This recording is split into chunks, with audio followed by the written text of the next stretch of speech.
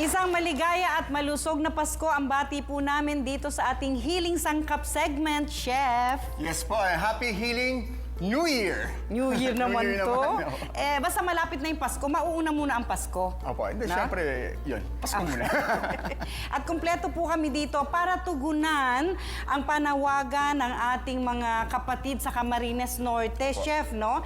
Na problema po ng malnourishment ng ating mga chikiting dyan. Sana po ay nakatuto kayo dahil tuturuan namin kayo kung paano palulusugin ang pagkain ng mga chikiting na yan na nakakaranas ng malnourishment. At i-launch natin ang ating feed program, Chef. Opo. Yun po yung ating gagawin, of course, para makatulong. Yes. Ito po ay pagsisimula lamang ng ating preparasyon para matulungan ang mga malnourished children. Unahin po natin ang mga nasa Bicol. At pag napagaling na natin sila sa ating mga healing sangkap, sunod-sunod na po yan kung kakayanin po namin. Sa dami ng malnourished children, Chef. Kakayanin natin yan. Okay, so ano ipiprepare natin ngayon? Of course, isa sa magandang paraan kung paano mapakain ng mga bata ng mga masustansyang pagkain Ay? dahil sa mga matatamis at masasarap. Mga Yan. desserts. Di ba po Oo pag bata, nga, may desserts na Chef. hindi maganda? Oo, di po ba mga kapatid, minsan nakikipaghabulan pa tayo sa bata, di ba? Isusubo mo yung kanin, ayaw niya yung ulam, o kaya mismo yung rice ayaw niya. Ang ipiprepare po ni Chef bilang suporta sa mga malnourished na mga bata sa ating bansa ay hindi matatanggihan ng mga chikiting. Opo. Tsak nanganganga at isusubo nila ang ipiprepare na healing foods natin. Yan, healing foods. At Okay. syempre, Doc, ito hindi agad napapanis at hindi agad nasisira. Dahil meron Ayun. tayong polvoron, Uy. yema, at yung cheesecake.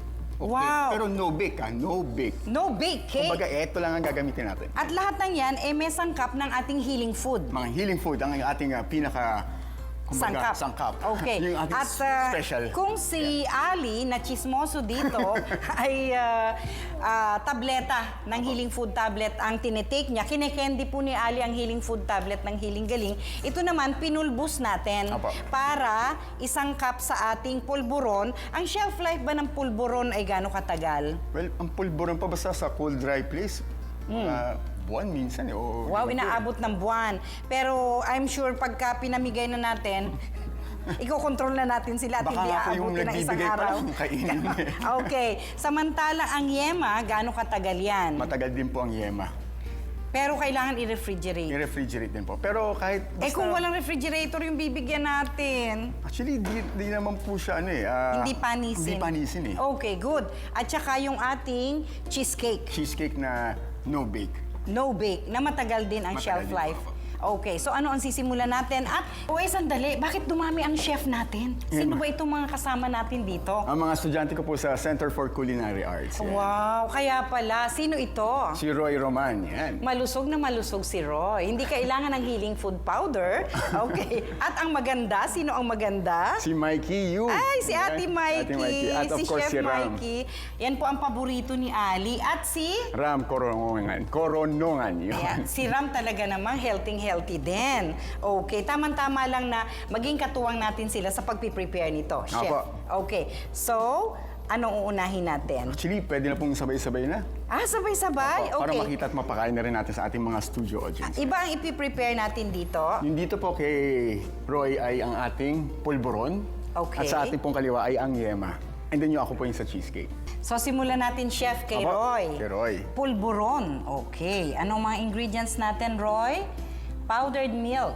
Okay, Chef, ikaw Bali, nakakaalam. yung harina po ay medyo tinusta, slightly toasted. Oh, toasted na Opo, agad. para of course kasi pag kinain mo yun ng hindi tinutusta, maglalasa talaga siyang starchy. Kumbaga yung lasa Ayun ng pala ang arinang... sikreto doon. Opo, Itutusta mo na tutusto yan. muna. Okay. And then yung ating gatas na powdered. Sabay-sabay silang itinusta o isa-isa lang? Yung ano lang po, yung harina lang ang tinusta. Tapos yung powdered milk, ganun lang po. And then yung ating sugar. Okay. And may egg. Ano po, it's yung butter, Butter. po. Butter po. Akala ko egg yolk yun. Okay. Yan po. Kung gusto naman nila medyo mas matapang, they can use yung ano po, brown sugar. Doc.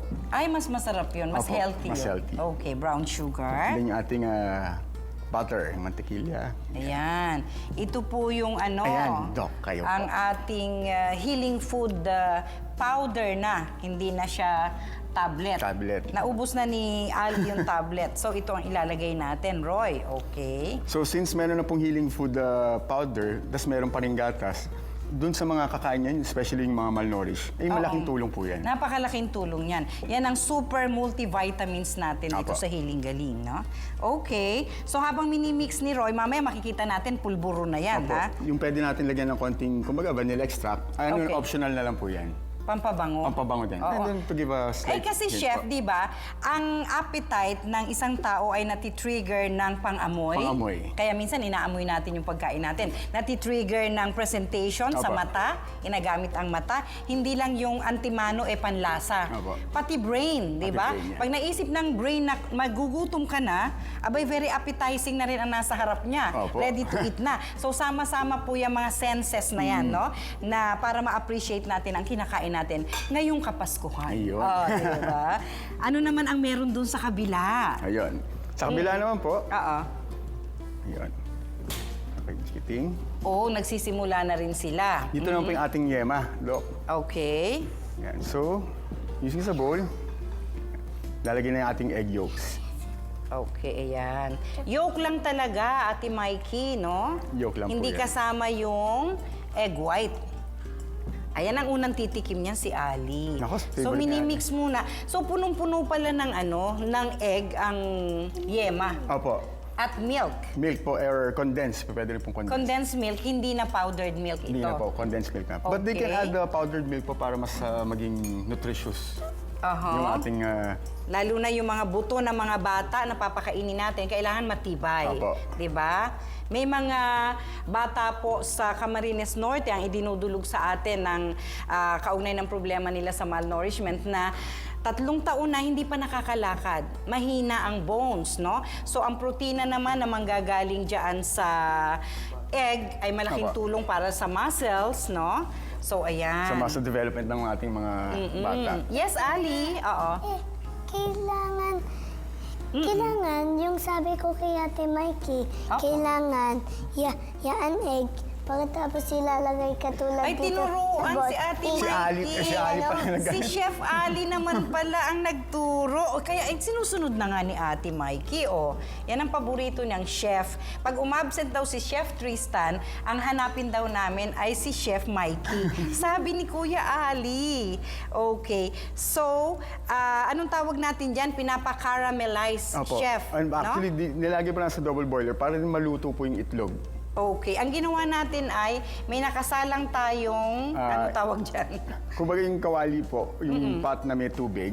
May Tapos tubig sa kumbaga loob. yung steam lang po nung tubig ang ginagamit. Para makaramelize yung mixture. Opo, maging thick po. Kumbaga maging Yun. to thicken up.